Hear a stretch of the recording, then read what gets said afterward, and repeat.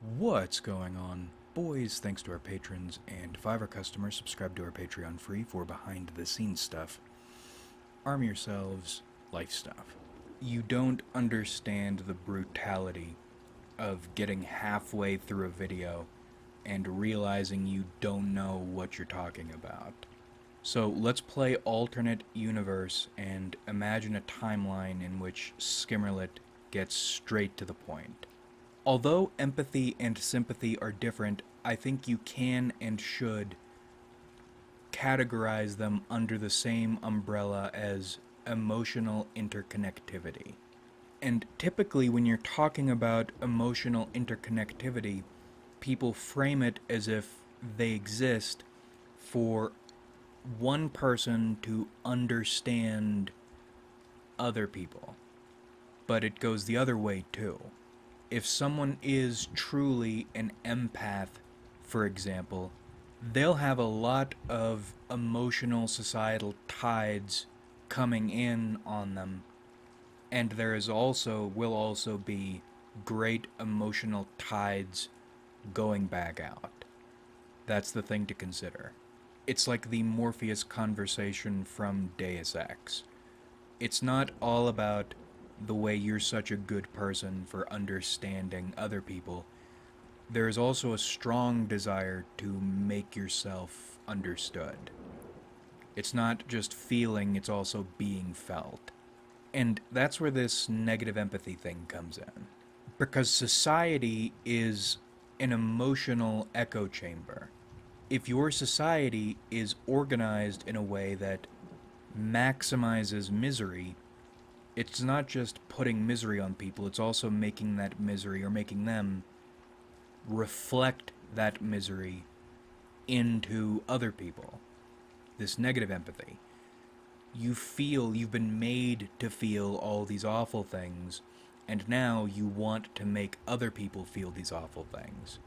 And that doesn't always manifest as murder and torture, but it does come out in, I think, this desire to teach someone a lesson. Because when you teach someone a lesson, there is. You feel a little turned on when you do that. And I think that's because lesson teaching is a fucked up form of intimacy in this negative empathy way. You are emotionally connecting with another person. You're exercising your emotional interconnectivity, but in a negative way. And that's what makes baseline humans so dangerous. In groups, anyway. We're still in the sociopath arc. Sociopaths are riskier as individuals, but baseline humans, among baseline humans, are bad for existence. And even individual baseline humans are risky to be around if they come from societies or situations in which they have had negative empathy used on them quite a lot. Because now you've loaded them up with all this negative energy, and all they're looking for is an excuse to dump all of it on one person. And in this way, that connection, that dumping, becomes the goal. That is the focus. These people are not doing a shitty thing or an evil thing to further their goals, because in these other people's cases, the goal is the goal, but for these people, pain is the goal.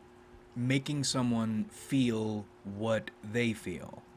And you might think a Machiavellian person is the worst or most dangerous sort of person because they're cutthroat, they'll do all these terrible things, all for the goal of power.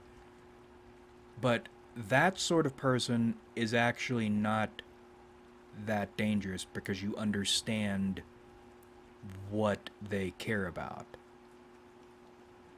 Maximizing suffering is not necessarily one of their goals. Maybe that's something they'll engage in if they need to, but that's not what they're focusing on. Whereas a baseliner just wants to hurt people to feel felt and to engage in this dreadful intimacy. This is a side of typical empathy I don't see people talk about very often, and I think it's because it's uncomfortable. It's scary to know that's in other people, so you act like the people you should be hating are nothing like you at all, and it's also scary because you have this inside you. And hey, remember, the more you find yourself talking about what a good person you are, consider the possibility you might unconsciously feel you need to talk about what a good person you are because this time bomb of evil emotional interconnectivity is beginning to build up. And you think you are a rational, harmless, kind hearted person, and maybe you are consciously, but the moment your shadow comes out, is prompted to come out, both because you've repressed it and also because on this emotional interconnectivity people have flooded you with dread, you'll turn into someone you think you could never be. And you'll do things just to maximize suffering in others, probably even at great cost to yourself. All stuff to keep in mind. Like if you enjoyed, subscribe if you haven't.